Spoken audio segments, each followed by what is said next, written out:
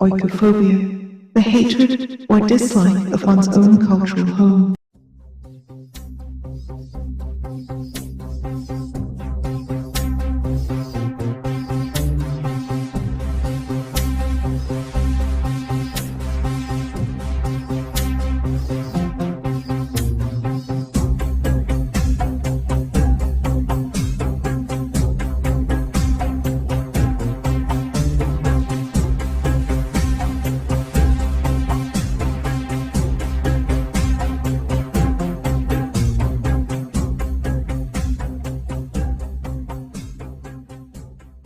They realize that any group which is pro-masculinity and any group which is pro-men's rights and men's rights advocacy, they're fucking dangerous to them. Because if you can't keep men under control or you have them moving that way, women are conformists.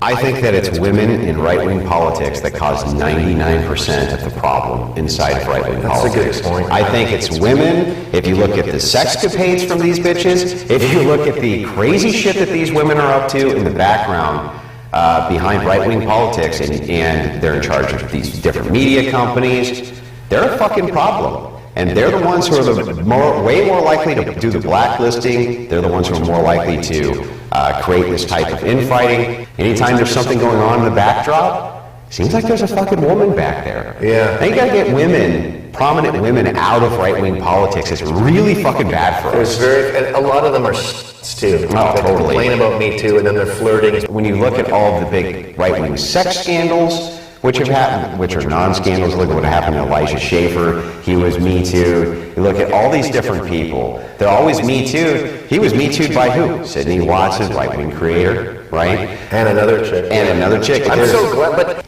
sooner or later, true or untrue, and most of the time it's not even true. You find out years later that it was all bullshit. Like a slap on the ass or something. Yeah, it's nothing. But I want to say something that sounds feminist, because we're both drifting into anti-feminism here.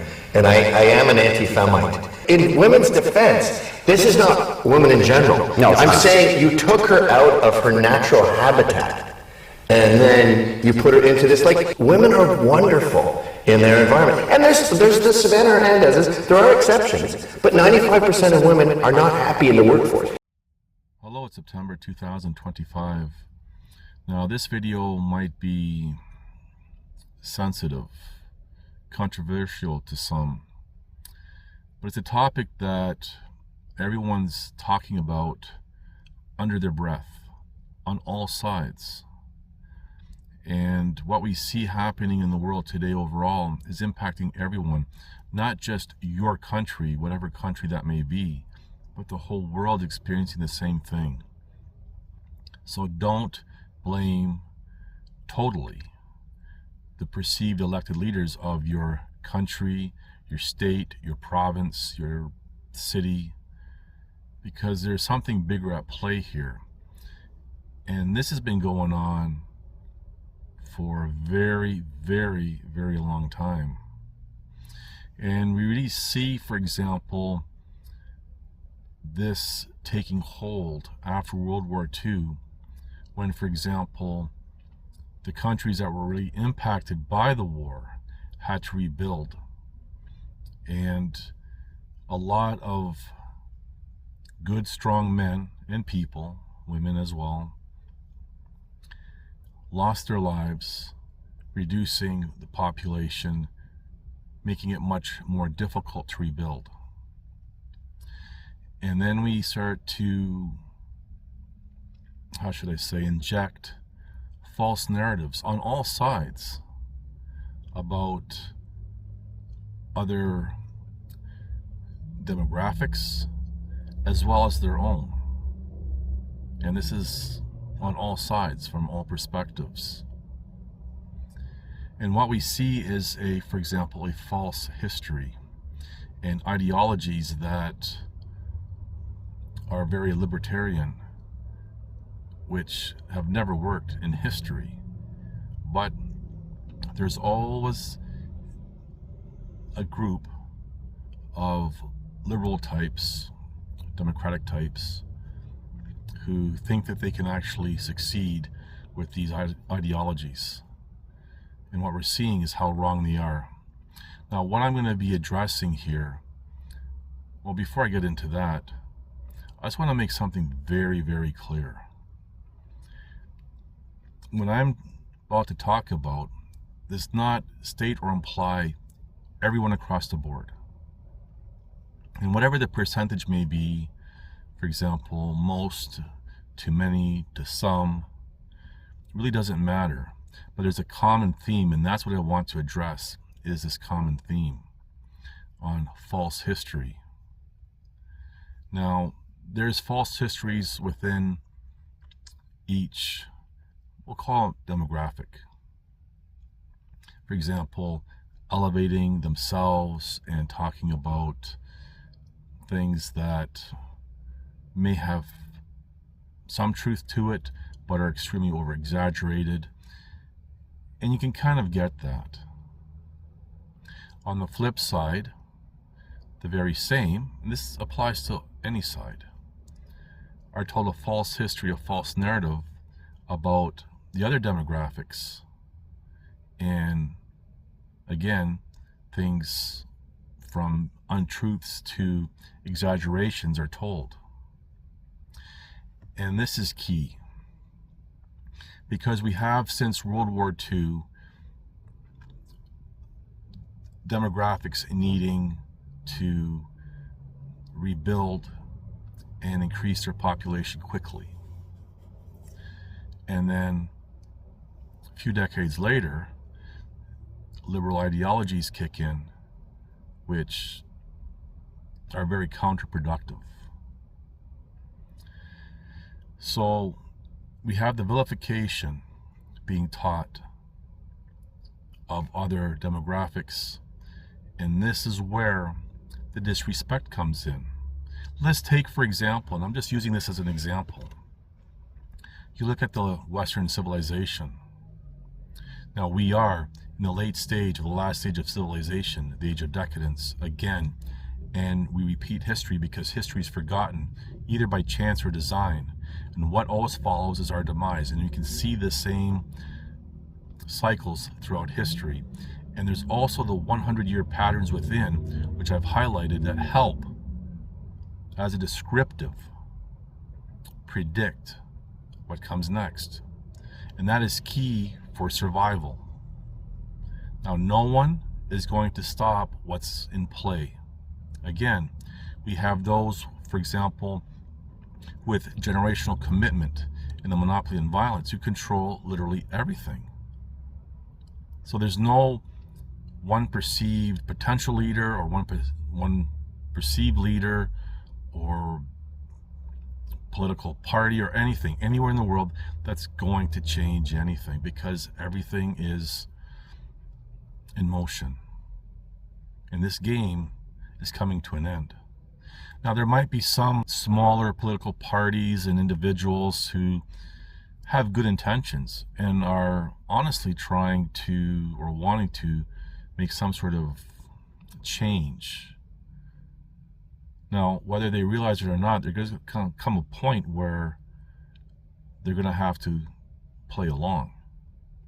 So they may start off by saying the right things and honestly wanting the right things, but as another, probably a poor descriptive, but descriptive nonetheless, they sell out.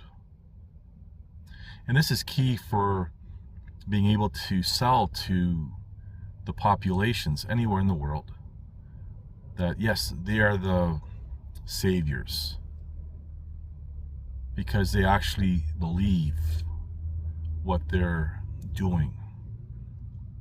And eventually, if not already, they sell out from the perspective of the peoples that they're wanting to help or govern.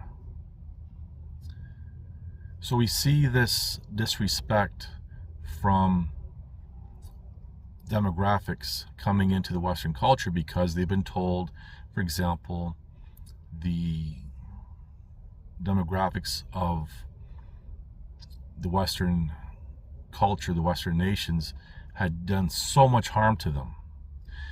It could be anywhere from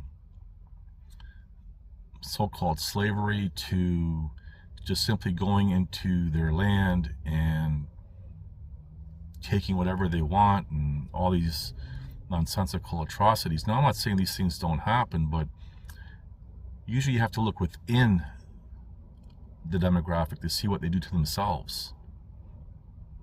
And this is where the real problem is, but everyone else gets blamed. So when you have people from their childhood being told that this demographic, say for example, the Western culture had come in and did whatever, bad things, it's so instilled into them that they have a secret hatred. Sometimes it comes out, sometimes it's suppressed, sometimes they may not even be aware of it, but it's there. But here's the thing. These false narratives about history, about certain demographics, can be easily debunked when you actually look at what was the aftermath of whatever nonsensical false narrative history is told. When you have, I'm going to use again just as an example, because what I'm saying applies to any demographic, any lands, any peoples. But when you look at what the Western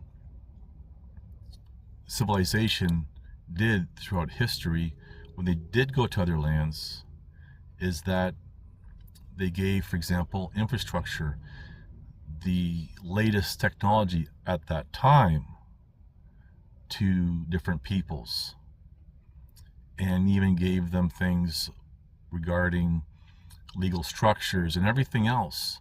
Now, it's not to say that these places that were being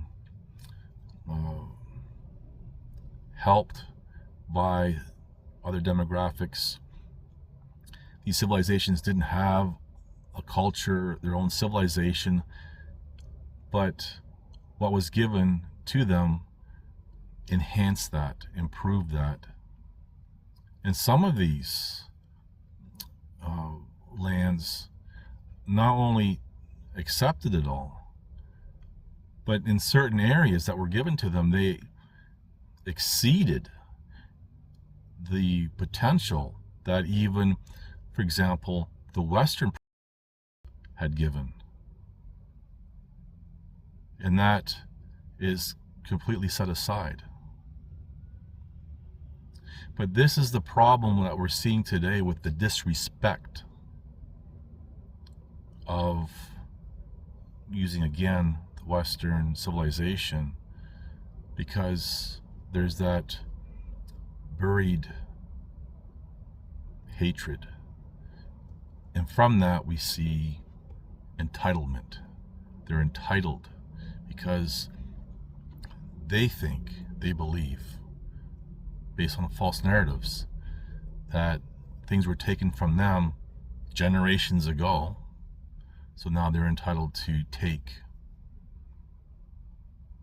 But it's interesting to see how, regardless of what's going on in the world, how demographics will always be drawn towards the other.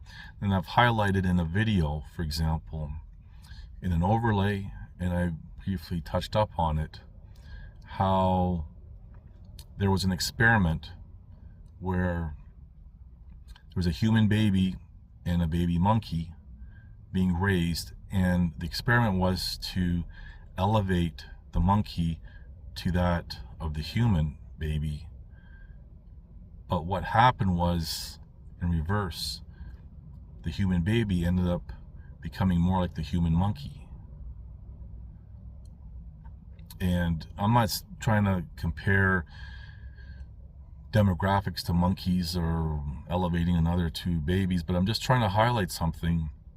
And there's other experiments like this that have been done with the same type of results. And who is to blame for all this ultimately are liberal types. and their feelings. And this is the problem: we have feelings, either partly or fully, taking over governance at any level. And then we can kind of trace all this back to, well, I've mentioned this in other older videos. So really my point here is not to point fingers or anything else, because I'm not. I'm clearly stating that this is from any perspective, from any demographic. False narratives of history about themselves as well as others. And this is the conflict. And ultimately, in the end, throughout history, as different cultures, demographics develop on their own, they develop their own customs, their own traditions, values, and social standards, their own religions, everything. And they don't necessarily mix or mix well. And now we're starting to see, not only, again, continuing the example of the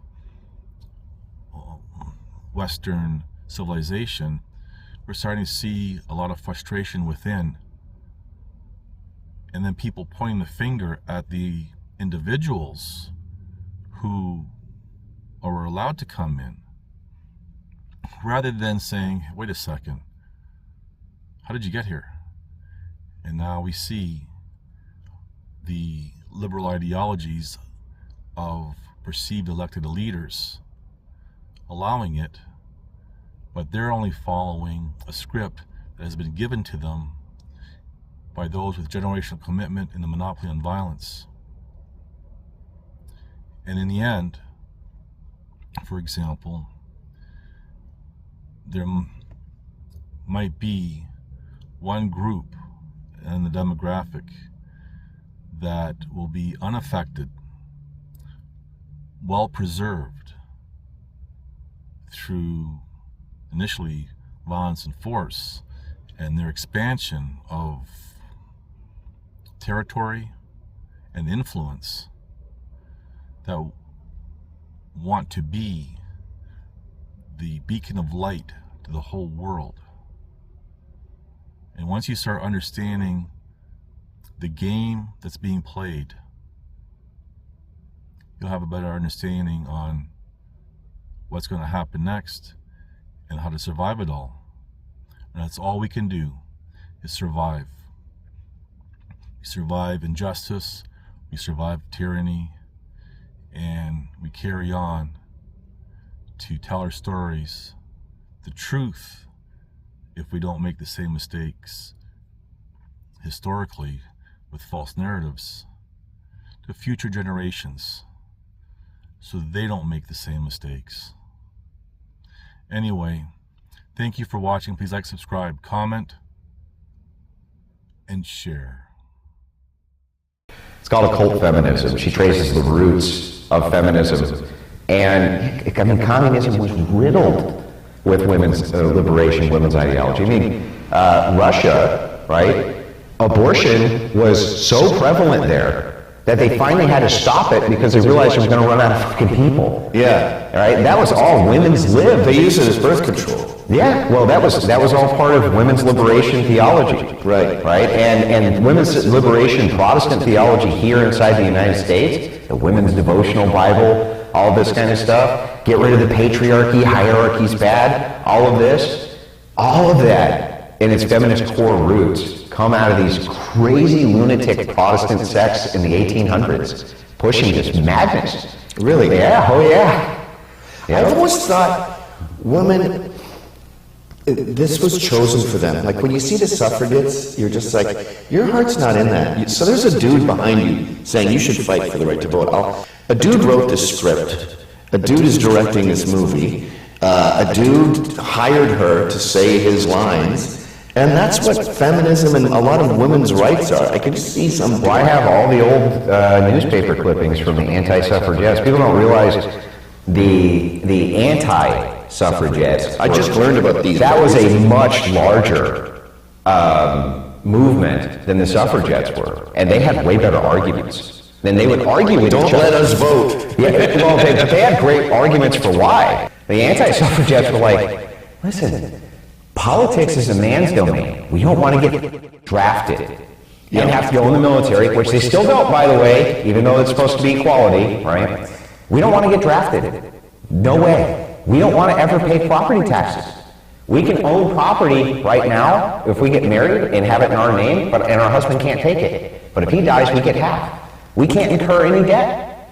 They weren't allowed to incur any debt. That would all go on the husband, period. So they could go shopping, the whole 9 yards, pick up whatever they want. They were never responsible for any of the debt. So, I mean, they had fantastic arguments for why it was that being in the political domain was really bad for women. And also they said it's going to expand the voting pool, and we're going to become political cogs at that point. And so Which they are. Which they are. Yeah. Which they are. And the anti-suffragettes were so smart, a lot of them, they said, listen, women are really easy to influence.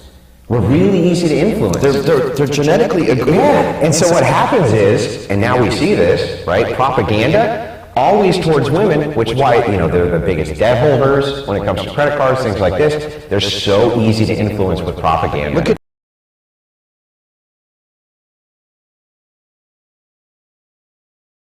There's truth and there's untruth. But if you stick to the truth, even against the whole world, you're still not mad.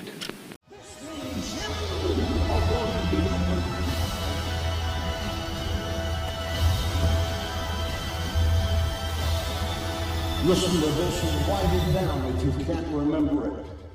You're never going to outgrow warfare. You simply must learn to fight. I hear people saying to me, oh, when is it going to get easier? When you die.